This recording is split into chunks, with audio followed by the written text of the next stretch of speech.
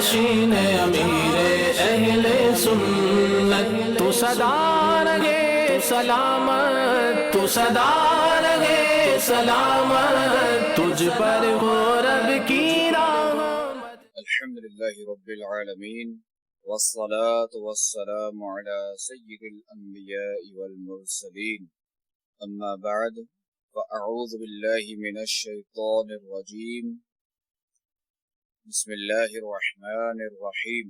الصلاة والسلام علیک یا رسول اللہ وعلى آلک واصحابک یا حبیب اللہ، الصلاة والسلام علیک یا نبی اللہ وعلى آلک واصحابک یا نور اللہ۔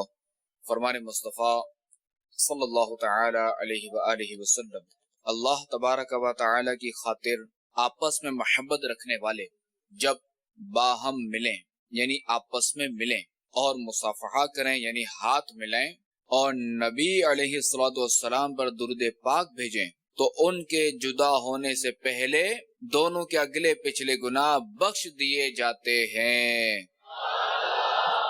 صلو علی الحبیب صلی اللہ تعالی علی محمد وعلی آلہ وصحبہ وبارک وسلم۔ میٹھے میٹھے اسلامی بھائیوں اور مدنی چینل کے ناظرین،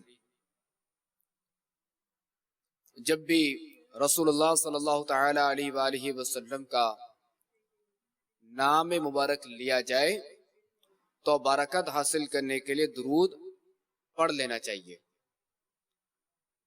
تاکہ ہمارا پڑھا ہوا درود قیامت میں ہمارے لیے نور ہو اور ہماری بخشش و مغفرت کا ذریعہ بن جائے۔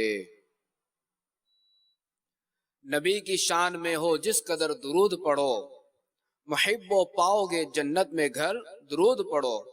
بچاوے تم کو جو دوزخ سے ایسے محسن پر، صدا سلام کہو عمر بھر درود پڑھو۔ صلو علی الحبیب صلی اللہ تعالی علی محمد وعلی آلہ وصحبہ وبارک وسلم۔ میٹھے میٹھے اسلامی بھائیوں اور مدنی چینل کے ناظرین، آئیے بیان سے پہلے نیتیں کر لیتے ہیں کہ فرمان مصطفیٰ صلی اللہ تعالی علیہ وآلہ وسلم، نیت المؤمن خیر من عملہ، یعنی مسلمان کی نیت اس کے عمل سے بہتر ہے۔ تو میں نیت کرتا ہوں کہ انشاءاللہ نیکی کی دعوت دوں گا اور برائی سے منع کروں گا۔ آپ بھی نیت کیجئے کہ نگاہ نیچی کے خوب کان لگا کر بیان سنوں گا۔ صلو علی الحبیب، اذکر اللہ، توبوا الی اللہ وغیرہ سن کر ثواب کمانے اور صدا لگانے والوں کی دل جوئی کے لیے بلند آواز سے جواب دوں گا انشاءاللہ۔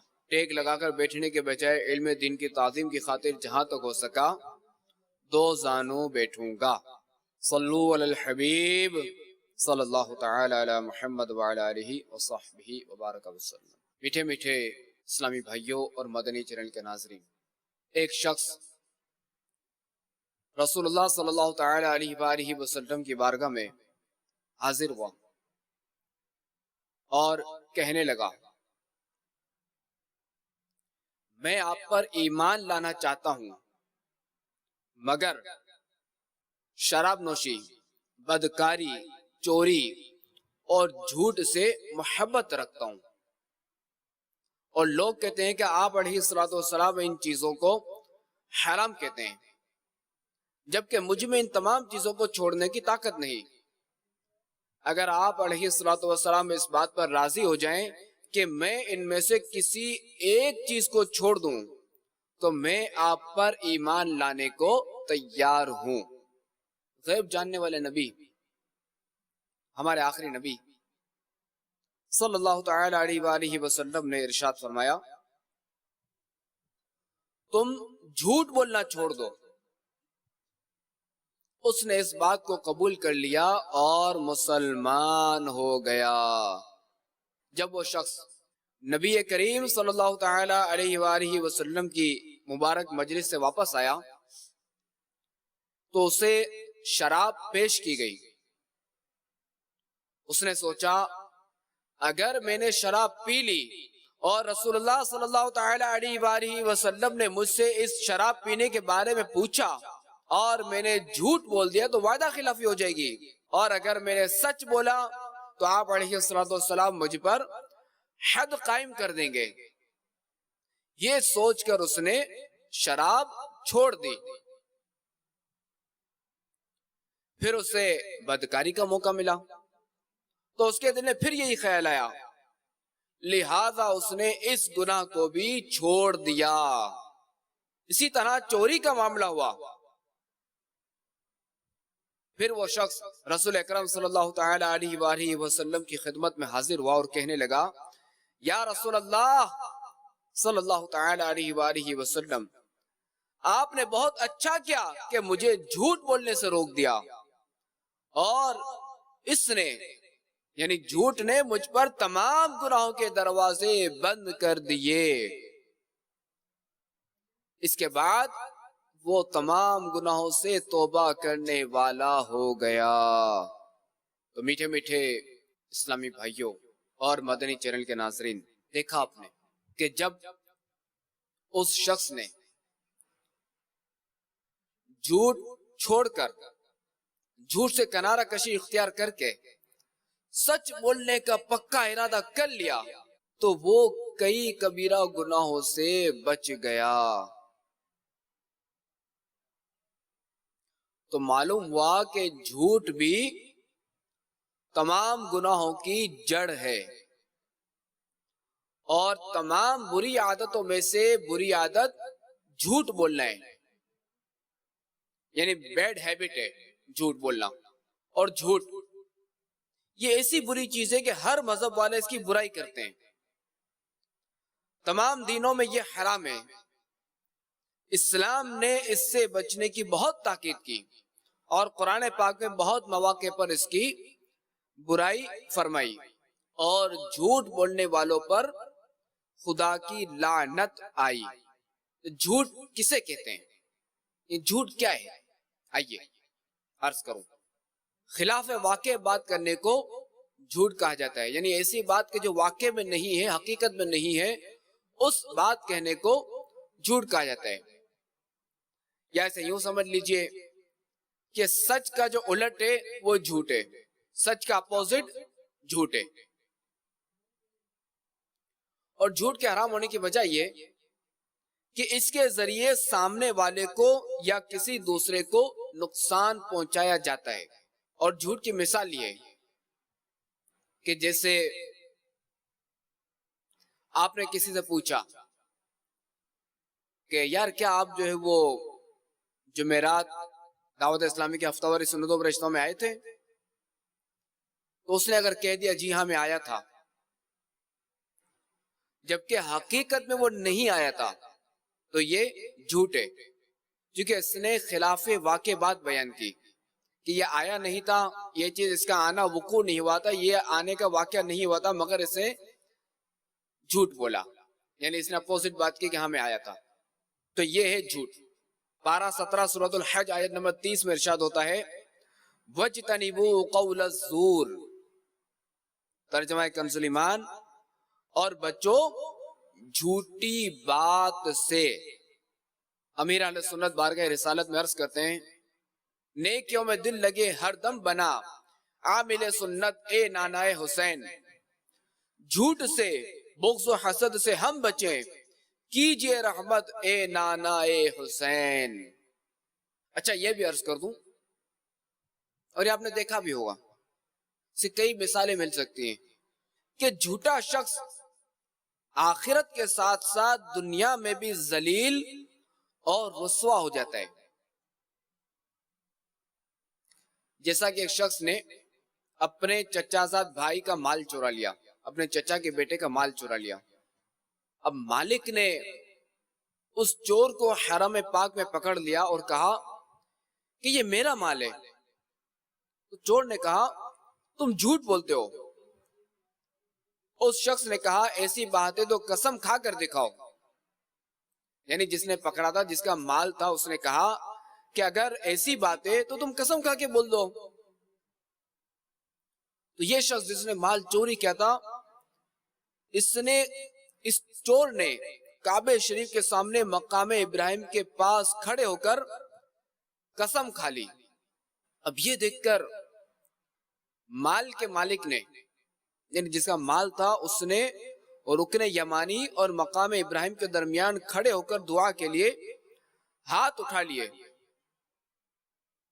ابھی یہ شخص دعا مانگ ہی رہا تھا کہ جس کا مال چوری ہوا تھا، یہ دعا مانگ ہی رہا تھا کہ چور پاگل ہو گیا اور وہ مکہ شریف میں اس طرح چیخنے چلانے لگا، مجھے کیا ہو گیا اور مال کو کیا ہو گیا اور مال کے مالک کو کیا ہو گیا. یہ خبر اللہ تبارک و تعالی کے پیارے نبی صلی اللہ تعالی علیہ وآلہ وسلم کے دادا جان حضرت سیدنا عبد المطلب رضی اللہ تعالی عنہ کو پہنچی. آپ رضی اللہ تعالی عنہ تشریف لائے اور وہ مال جمع کر کے جس کا تھا اس شخص کو دے دیا اور وہ اسے لے کر چلا گیا، جبکہ وہ چور پاگلوں کی طرح بھاگتا اور چیختا چلاتا رہا یہاں تک کہ ایک پہاڑ سے نیچے گر کر مر گیا اور جنگلی جانور اس کو کھا گئے. صلو علی الحبیب صلی اللہ تعالی علی محمد. میٹھے میٹھے اسلامی بھائیوں اور مدنی چینل کے ناظرین، دیکھا آپ نے کہ جھوٹ کا وبال کیسا ہے، جھوٹ کا نقصان کیسا ہے کہ بظاہر جھوٹ بولنے سے بندے کو وقتی طور پہ خوشی حاصل ہو جاتی ہے، مال حاصل ہو جاتا ہے، کچھ دنیا حاصل ہو جاتی ہے، مگر اس کا نتیجہ بہت خطرناک ہے. اور جھوٹ یہ ایسا مرض ہے جو ایمان کو کمزور کرتا چلا جاتا ہے، اور انسان ہر بار جھوٹ بولتے ہوئے یہی سوچتا ہے کہ ایک بار جھوٹ بولنے سے کون سا بڑا نقصان ہو جائے گا، بس ایک بار جھوٹ بول لوں کون سا بڑا نقصان ہے، بعد میں سچ بول لوں گا. حالانکہ معاشرے کا عموماً بگاڑ یہی جھوٹ بولنے کی وجہ سے ہوتا ہے، اور جھوٹ بولنے والا اللہ تبارک و تعالی کے یہاں کذاب یعنی بہت بڑا جھوٹا لکھ دیا جاتا ہے اور جہنم میں داخل ہو جاتا ہے. الامان والحفیظ. آئیے 3 فرامین مصطفیٰ صلی اللہ تعالی علیہ وآلہ وسلم سنتے ہیں اور جھوٹ سے بچنے کی نیت کیجیے. سچ بولنا نیکی ہے اور نیکی جنت میں لے جاتی ہے، اور جھوٹ بولنا گناہ ہے اور گناہ دوزخ میں لے جاتا ہے. فرمان مصطفیٰ صلی اللہ تعالی علیہ وآلہ وسلم، بے شک سچائی نیکی کی طرف لے جاتی ہے اور نیکی جنت کی طرف لے جاتی ہے، اور بے شک بندہ سچ بولتا رہتا ہے یہاں تک کہ اللہ تبارک و تعالی کے نزدیک صدیق یعنی بہت سچ بولنے والا ہو جاتا ہے. جبکہ جھوٹ گناہ کی طرف لے جاتا ہے اور گناہ جہنم کی طرف لے جاتا ہے، اور بے شک بندہ جھوٹ بولتا رہتا ہے یہاں تک کہ اللہ تبارک و تعالی کے نزدیک کذاب یعنی بہت بڑا جھوٹا ہو جاتا ہے. بارگاہ رسالت میں شخص نے حاضر ہو کر عرض کی، یا رسول اللہ صلی اللہ تعالی علیہ وآلہ وسلم، جہنم میں لے جانے والا عمل کون سا ہے؟ فرمایا جھوٹ بولنا. جب بندہ جھوٹ بولتا ہے تو گناہ کرتا ہے، اور جب گناہ کرتا ہے تو ناشکری کرتا ہے، اور جب ناشکری کرتا ہے تو جہنم میں داخل ہو جاتا ہے. الامان والحفیظ. جھوٹ کے خلاف اعلان جنگ ہے، نہ جھوٹ بولیں گے نہ بلوائیں گے انشاءاللہ عز و جل. تو میٹھے میٹھے اسلامی بھائیوں اور مدنی چینل کے ناظرین، ہم میں سے کوئی بھی یہ نہیں چاہے گا کہ ہمارا نام پولیس اسٹیشن میں مجرموں کے رجسٹر میں لکھا جائے،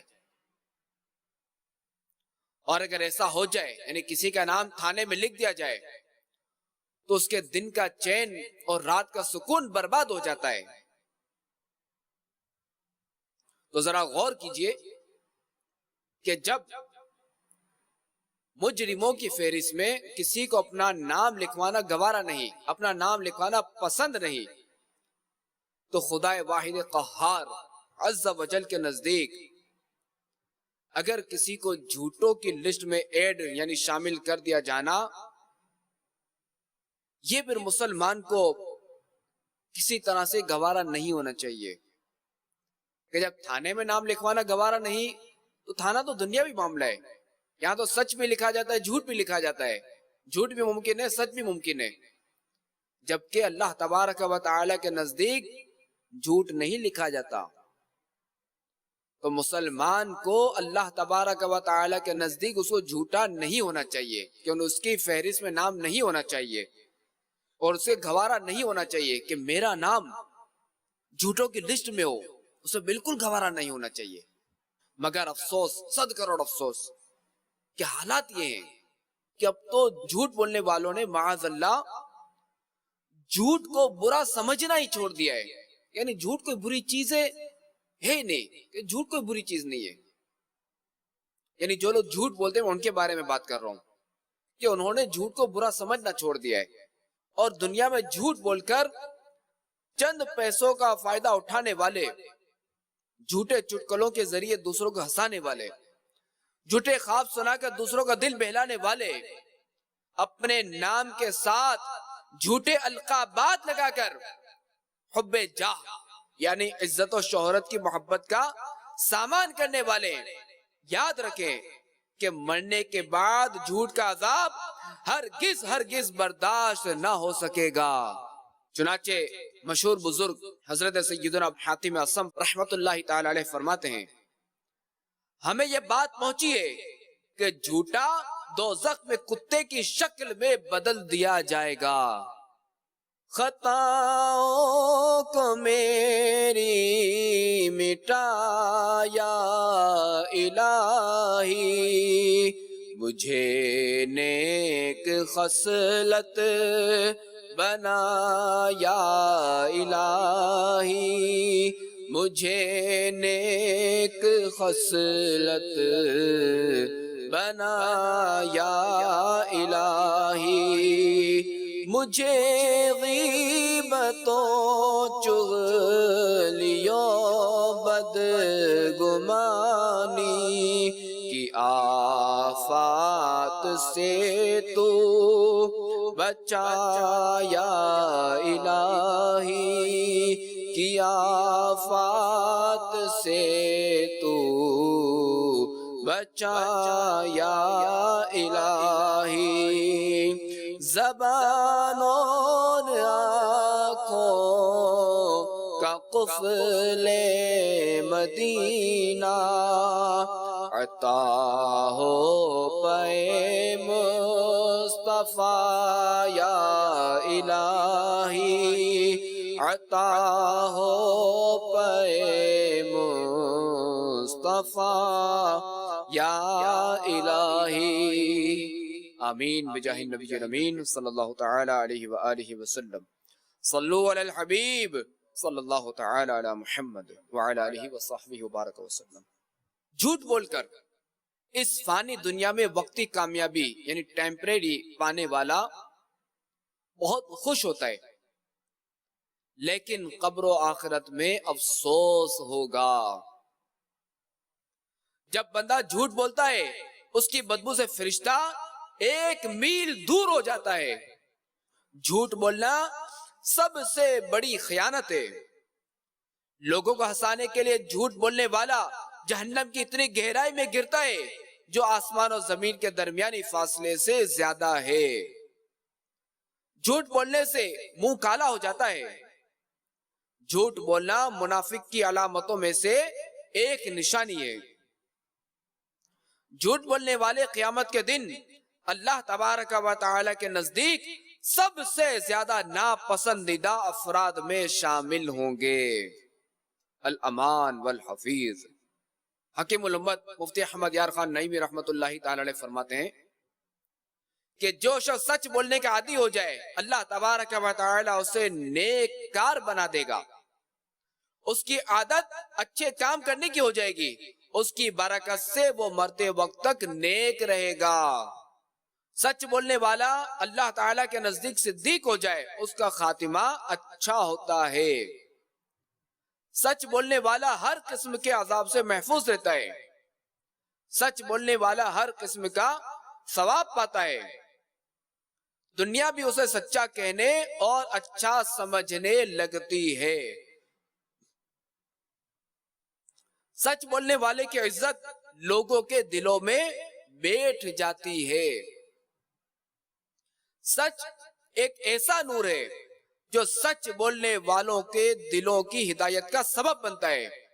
جس قدر انہیں اپنے رب عز و جل کا قرب حاصل ہوتا ہے اتنا ہی انہیں وہ نور حاصل ہوتا جاتا ہے۔ تو میٹھے میٹھے اسلامی بھائیوں اور مدنی چینل کے ناظرین، دیکھا آپ نے کہ سچ بولنے والے خوش نصیب لوگ کیسے کیسے عظیم الشان فضائل اور دنیا و آخرت کے انعامات سے بہرہ مند ہوتے ہیں۔ لہذا اگر ہم بھی ان انعامات و فضائل کے خواہش مند ہیں تو ہمیں بھی اپنے آپ کو سچ کا عادی بنانا ہوگا۔ اور واقعی کہ جہاں سچ بولنے کے خروبی فضائل و برکات ہوتے ہیں وہیں بسا اوقات بڑی بڑی دنیاوی پریشانیوں سے نجات بھی مل جاتی ہے۔ میٹھے میٹھے اسلامی بھائیوں اور مدنی چینل کے ناظرین، ہر طرح کے گناہوں خصوصاً جھوٹ سے بچنے اور سچ کی عادت بنانے کے لیے دعوت اسلامی کے مدنی ماحول سے وابستہ ہو جائیے، اور جو وابستہ ہیں وہ اسی مدنی ماحول سے وابستہ رہیں، اور عاشقان رسول کی صحبت میں رہنے والا اللہ تبارک و تعالی اور اس کے رسول صلی اللہ تعالی علیہ وآلہ وسلم کی مہربانی سے انمول ہیرا بن کر خوب جگمگاتا ہے۔ اور جب جب امیر اہل سنت کے مدنی مذاکروں کا سلسلہ ہو تو اسے لازمی سنیں، بلکہ اپنے گھر والوں کو، علاقے والوں کو ترغیب دلا کر دکھائیے۔ انشاءاللہ عز و جل ہر طرف سچ کی دھوم مچ جائے گی، ہر طرف سنتوں کی دھوم مچ جائے گی، اور شیطان کو سر چھپانے کی جگہ نہیں ملے گی انشاءاللہ عز و جل۔ شیطان کے خلاف جنگ، جھوٹ کے خلاف جنگ، گانے باجوں کے خلاف جنگ، مسجد برو تحریک انشاءاللہ عز و جل۔ صلو علی الحبیب صلی اللہ تعالی علی محمد وعلی آلہ وصحبہ وبارک وسلم۔ دعوت اسلامی کے مدنی ماحول میں ایک استقامت پانے کا ذریعہ بھی عرض کر دوں کہ دعوت اسلامی کے مدنی ماحول میں استقامت پانے کا بہترین ذریعہ یہ کہ ہر شخص 12 مدنی کاموں میں سے کوئی ذمہ داری لے لے۔ انشاءاللہ عز و جل ہم 12 مدنی کاموں میں مصروف ہو جائیں گے نا، جب ہم اس کی ذمہ داری لے لیں گے 12 مدنی کاموں کی، تو انشاءاللہ عز و جل اس کی برکت سے ہمیں استقامت ملے گی۔ صلو علی الحبیب صلی اللہ تعالی علی محمد وعلی آلہ وصحبہ وبارک وسلم۔ تو آئیے احترام مسجد کے متعلق 12 مدنی پھول عرض کرتا ہوں۔ فرمان مصطفیٰ صلی اللہ تعالی علیہ وآلہ وسلم، مسجد میں ہنسنا قبر میں اندھیرا لاتا ہے۔ ہاں، ضرورتاً مسکرانے میں حرج نہیں۔ سید اعلی حضرت نقل فرماتے ہیں، جو مسجد میں دنیا کی بات کرے اللہ تعالیٰ اس کے 40 برس کے نیک اعمال اکارت یعنی برباد فرما دے۔ منہ میں بدبو ہونے کی حالت میں گھر میں پڑھی جانے والی نماز بھی مکروہ ہے، اور ایسی حالت میں اور کپڑوں یا بدن سے پسینے یا کسی بھی طرح کی بدبو آنے کی حالت میں مسجد میں جانا حرام ہے۔ مسجد میں ری خارج کرنا یعنی ہوا خارج کرنا منع ہے۔ مسجد میں ایسے بچوں کو پیمپر باندھ کر لانا بھی گناہ ہے جن کے بارے میں غالب گمان ہو کہ پیشاب وغیرہ کر دیں گے یا شور مچائیں گے۔ فرش مسجد پر گرے پڑے بالوں کے گچھے اور تنکے وغیرہ ڈالنے کے لیے ہو سکے تو ایک شاپر جیب میں رکھ لیجئے۔ فرمان مصطفیٰ صلی اللہ تعالی علیہ وآلہ وسلم، جو مسجد سے تکلیف دینے والی چیز نکالے گا اللہ تعالیٰ اس کے لیے جنت میں ایک گھر بنائے گا۔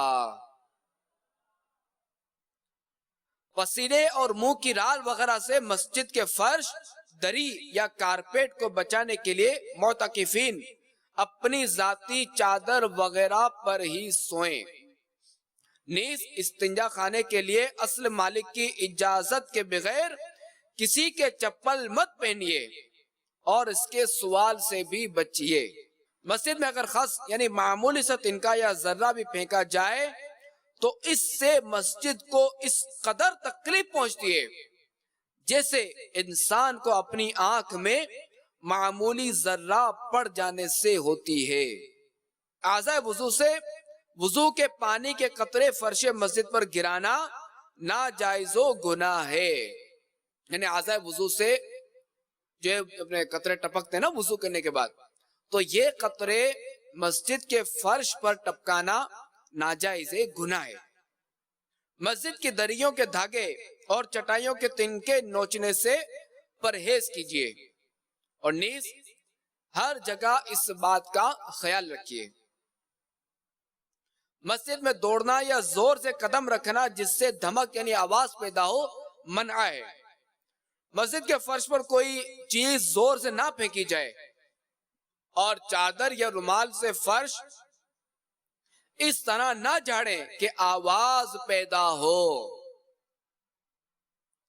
اتنی بلند آواز سے تلاوت و نعت و اعلان وغیرہ کی ترکیب کرنا جس سے کسی نمازی کو تشویش ہو یا سونے والے کو ایذا پہنچے گناہ ہے، اور مسجد میں نعرے لگانے اور مائک استعمال کرنے میں سخت احتیاط کی حاجت ہے۔ صلو علی الحبیب صلی اللہ تعالی علی محمد وعلی آلہ وصحبہ وبارک وسلم۔ اللہ تبارک و تعالی سے دعا ہے کہ ہمیں مسجد کا، اپنے گھر کا خوب ادب و احترام کرنے کی توفیق و سعادت عطا فرمائے، آمین بجاہ النبی الامین صلی اللہ تعالی علیہ وآلہ وسلم۔